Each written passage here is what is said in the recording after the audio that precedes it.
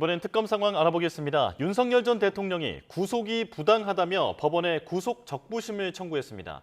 특검의 강제 구인은 적부심 절차가 끝날 때까지 중단됐는데요. 앞으로의 수사 상황 전망해 보겠습니다. 이고은 변호사와 함께합니다. 어서 오십시오. 안녕하세요. 네. 자, 빗길에 오시느라고 고생 많으셨습니다. 네. 자, 내일 오전에 신문이 열리는데 구속 적부심은 어떤 절차로 진행이 됩니까?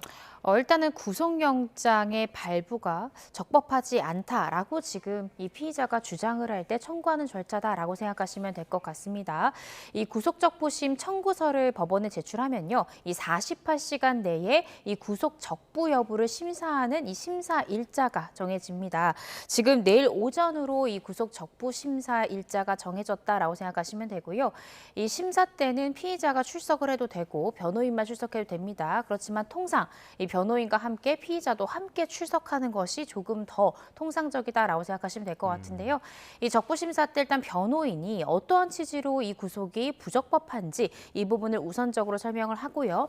혹시나 피의자 본인도 이 부분에 대해서 부연하고 싶다라고 하면 변호인 이후에 자신의 입장 이야기할 수 있습니다. 또 이러한 이 피의자 측의 주장에 반박하기 위해서 검찰에서도 적극적으로 진술할 수 있는 기회를 부여하고요. 최종적으로 이 심사가 종료되면 통상은 24시간 내에 이 구속 적부심에 대한 결론이 나오는데요. 내일 오전에 잡힌 만큼 제가 조심스럽게 추측을 해보자면 내일 당일 저녁까지는 결과가 나오지 않을까라는 생각이 듭니다. 윤 전 대통령은 내일 직접 출석해서 구속이 정당한지를 따져보고 있다라고 알려져 있는데 받아들여질 가능성은 크지 않은 것 같아요. 네, 그렇습니다. 원래 기본적으로 구속 적부심 청구를 하더라도 인용되는 경우가 거의 없다라고 생각하시면 되고요. 특히나 윤 전 대통령 같은 경우에는 구속영장 발부 전까지는 내가 재판과 조사 과정에 성실히 응하기 때문에 이 수사의 극초반부부터 내가 구속되면 피의자 방어권에 심각한 영향이 초래될 수 있다라는 취지로 영장 실질 심사 때 항변을 했는데 영장이 발부되고 나선 돌연 모든 조사를 지금 이제 보이콧하고 있는 그런 상황이기 때문에요. 이 사정 변경이 없을 뿐만 아니라 변경이 있다 보더라도 더욱더 악화된 상황이기 때문에 윤 전 대통령의 유리한 구속 사유는 없다라고 생각이 듭니다. 특히나 지금 윤 전 대통령은 절차적인 또 실체적인 이 구속영장 발부의 문제점을 지적하고 있는데요. 절차적으로는 이 동일한 범죄 사실로 재구속이 불가하다라는 이 형사소송법 208조를 들면서 결과적으로는 지금 이 내란 특검에서 주장하고 있는 추가 구속영장 범죄 사실이 12월 3일에 있었던 비상계엄과 연관이 되어 있는 것이기 때문에 이미 내란 혐의로는 한 차례 영장이 발부된 바 있기 때문에 동일하게 연관된 범죄 사실로 재구속을 한 것이어서 이것은 절차상 위법하다라는 주장하고 있습니다. 예. 그렇지만 이 부분 관련해서는 현재 영장에서 담고 있는 범죄 사실 중에는요. 이 비상계엄 선포 이후에 체포영장 집행을 저지하려고 한다든지 비상계엄 선포 이후에 비합본 기록을 삭제하려는 등 12월 3일에 있었던 비상계엄 선포 이후 상황의 것들이 많기 때문에 이러한 절차적 위법성 주장 받아들여지지 않을 것 같고요. 또 실체적으로도 흠결이 있다라는 주장 관련해서는 현재 영장 청구서에 기재된 죄명 자체가 법리상 성립하지 않는다라는 주장하고 있는데 일단은 영장 실질심사 때도 이러한 동일한 주장을 했지만 이 영장 실질심사 때도 이런 주장을 이 판사가 받아들이지 않은 만큼 아마도 이 구속 적부심은 그대로 기각될 가능성이 상당히 높지 않을까라는 생각이 듭니다. 네, 쉽게 말해서 이중 구속이라고 볼 수는 없다. 네. 라는 말씀이신데요. 자, 공수처에 체포됐을 때 그때 큰 논란이 있었죠. 체포 적부심이 결국은 구속 취소로 이어졌던 그런 사례가 있기 때문에 이번에도 많은 주목을 받고 있는데 지금 날짜가 아닌 시간으로 이 구속기간 산정을 계산해야 한다라고 했던 그 부분 아직 정리가 안 된 거죠? 네, 정리가 아직은 안 됐습니다. 그렇지만 당시에 윤 전 대통령에 대해서 구속 취소 결정 나온 이후에요. 대검찰청에서 이 부분에 대해서 입장을 밝힌 바 있습니다. 통상적으로 실무상 날짜로 계산을 하기 때문에 우리는 기존의 통상례에 따라서 그대로 진행하겠다라고 이야기를 했습니다.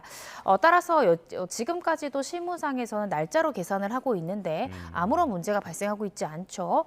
따라서 이번 특검에서도 기본적으로는 이 통상처럼 날짜로 계산을 하겠지만 혹시나 이전처럼 구속 취소의 가능성, 여지를 아예 불식시키기 위해서 아마도 더 보수적으로 시간으로 계산하더라도 문제가 없도록 아마 굉장히 보수적으로 시간 계산해서 구속 기소 날짜를 결정하지 않을까라는 생각이 듭니다. 예.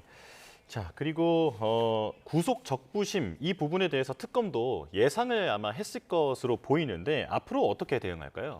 이 구속 적부심 관련해서 특검에서도요, 어제 세 번째 인치지휘를 하려고 이 박억수 특검보를 현장에 파견하려고 하다가 결과적으로는 구속 적부심 청구서가 법원에 지금 접수가 됐다라는 소식을 듣고 적부심사 부분에 대해 준비를 해야 되기 때문에 일단은 이 잠정적으로 이 강제 인치 절차를 일단은 중단을 한 그런 상황입니다. 아마 이 지금 내란 특검에서는 윤 전 대통령이 구속영장 발부 이후에 이 조사나 재판 과정에서 일체 거부하고 불응하고 있다라는 점을 강조할 것으로 보여지고요. 또 윤 전 대통령이 주장하고 있는 절차적, 실체적 이 위법성 부분에 대해서도 이 구속영장 실질심사 단계 때 특검에서 주장한 논리 그대로 법리상 충분히 이 해당 죄명에 해당한다라는 취지로 항변할 것 같습니다. 예, 그렇다면 지금 1차 구속 기한이 열흘이고 오늘이 지나면 이제 일주일이 지나가게 되는 셈인데 기한 연장 없이 바로 기소한다는 전망도 있더라고요. 네, 그렇습니다. 사실상 윤 전 대통령이 다시 조사에 응하지 않는다라고 하면 내란 특검 측에서는 연장하더라도 실익이 없고요. 또 심지어 강제 인치에 성공한다고 하더라도 지금 윤 전 대통령이 보이는 태도를 모두 종합해 보면 결과적으로 진술 거부권 행사할 가능성 대단히 높죠. 그럼 내란 특검에서도 구태여 강제 인치를 계속해서 시도하는 것은 전혀 실익이 없다라고 판단을 하고 연장 없이 구속 기소하고 바로 이 외환 혐의로 이제 수사를 진척시킬 가능성도 생각해 볼 수 있을 것 같습니다. 예. 자, 그런데 오늘 내란 혐의 재판도 있는데 여기에도 윤 전 대통령이 안 나온다라고 지금 알려져 있습니다. 2번 연속이거든요. 이런 경우가 있습니까? 없죠. 원래 피고인들은 재판대 성실히 임합니다. 왜냐하면 재판대 성실히 임하지 않을 경우에는 구속영장이 발부될 가능성도 있지만요. 이 네 사건에 대한 유무죄를 판단하는 판사의 심기를 거스르고 싶지 않은 것이 통상적인 피고인의 태도이기 때문에 당연히 이러한 태도를 보이는 피고인 흔치 않습니다. 예. 선고기일을 앞두고 도망가는 피고인이 있지만 이렇게 증인 신문이 활발하게 이어지고 심지어 무죄 주장을 하는 피고인이 정당한 이유 없이 재판에 불출석하는 경우는 굉장히 드문 경우다라고 생각하시면 될 것 같아요. 근데 저도 사실 오늘 재판에는 나올 줄 알았거든요. 예. 왜냐하면 이전에 지난 10일에도 불출석했는데 그때는 사실 당일 그날 새벽 2시에 구속영장이 발부됐기 때문에 윤 전 대통령 입장에서도 심경적으로도 힘들 것이고 체력적으로도 굉장히 힘들 수 있기 때문에 그날 오전에 있었던 재판에 바로 참석하기는 실질적으로 좀 어려워서 그날은 불출석을 한다 하더라도 사실 17일에 있는 그러니까 오늘 있는 오전 재판에는 불출석하면 윤 전 대통령이 굉장히 불리하거든요. 예. 왜냐하면 윤 전 대통령 입장에서는 구속 취소 결정이라는 윤 전 대통령에게 대단히 유리한 결정을 이끌어낸 직위원 판사의 심기에 거스르는 이 불출석이라는 결정을 단행한 것은 조금 법리적으로도 또 실리적으로도 납득이 되지 않습니다. 그래서 왜 그랬을까 조심스럽게 생각을 해보면 예. 혹시 이런 부분을 우려한 게 아닌가 싶습니다. 이렇게 계속해서 조사 과정에서 불응하는 피의자 같은 경우에는 다른 재판이 계속되는 경우에는 검찰 수사관들이 이 다른 재판이 계속되는 법정에서 대기하다가 재판이 끝나면 바로 끌어오면서 조사실로 인치하는 경우들이 있거든요. 예. 그래서 혹시나 윤 전 대통령이 이 재판이 끝날 때까지 특검의 수사관들이 기다렸다가 강제 인치가 되는 그런 상황을 우려해서 오늘 재판까지는 일단은 불출석하겠다라는 의사를 밝혔을 가능성은 있을 것 같은데요. 이 부분에 대한 정확한 내막은 사실 윤석열 전 대통령이 가장 잘 알 것으로 보여집니다. 예. 자, 그리고 지금 조태용 전 국정원장, 박종준 전 대통령실 경호처장의 자택을 내란 특검이 압수수색했는데 비화폰 서버 내역 이 부분에 대한 그 삭제 의혹을 들여다보기 위한 거죠? 네, 그렇습니다. 이 조태용 전 국정원장이요. 윤 전 대통령 그리고 홍장원 전 국정원 1차장의 이 비화폰 기록을 삭제한 것에 관여하고 지시한 것이 아니냐라고 지금 특검 들여다보고 있습니다.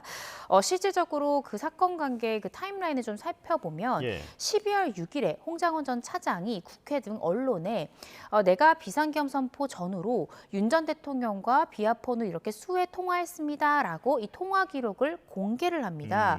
그런데 이게 공개되자 이 국정원에서는 비화폰에 대한 보안 조치가 필요하다라고 대통령실 경호처에다가 이야기를 하는데요. 보안 조치라 함은 비화폰을 전격적으로 로그아웃하는 것입니다. 예. 로그아웃을 하게 되면 이 통신 내역 등이 지워지기 때문에 사실상 비화폰이 초기화되는 조치다라고 생각하시면 되는데요.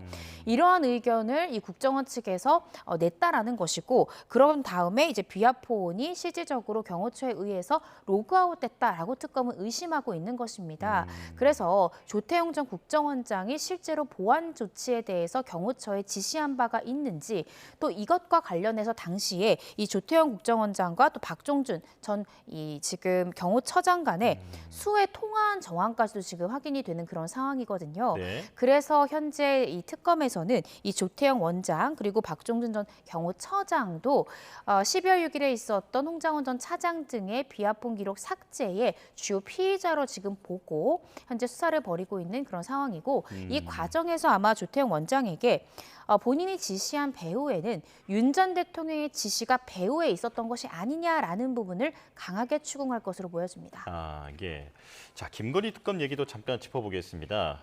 삼부토건 전현직 회장에 대한 영장 실질 심사가 오전부터 이제 4차례에 걸쳐서 열리게 되는데요. 4사람의 혐의 사실이 비슷한 것으로 보이는데 지금 심사를 다 따로 열더라고요. 왜 그런 겁니까? 일단은 이제 각각의 공소 사실마다 맡은 역할이 다를 수도 있고요. 공소장이 하나의 범죄 사실로 담기지 않을 수도 있습니다. 현재 그 김건희 여사 특검에서는 이 지금 전현직 회장들이 수취한 이익이 369억 원으로 보고 있고요. 각각 전현직 수뇌부가 취득한 이익이 조금씩 다릅니다.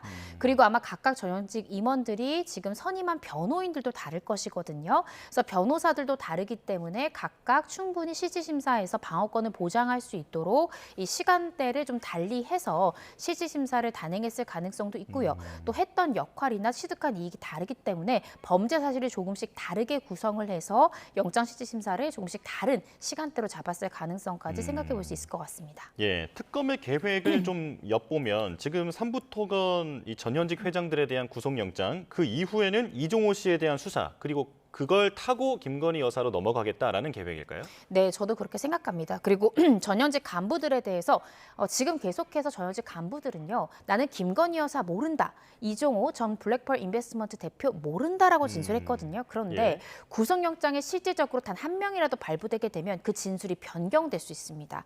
그래서 구속영장이 발부되면 아마 발부된 인원에 대해서는 즉각적으로 소환해서 조사해서 혹시 이 두 사람에 대해서 아는 바가 있느냐를 다시 물어볼 것이고요.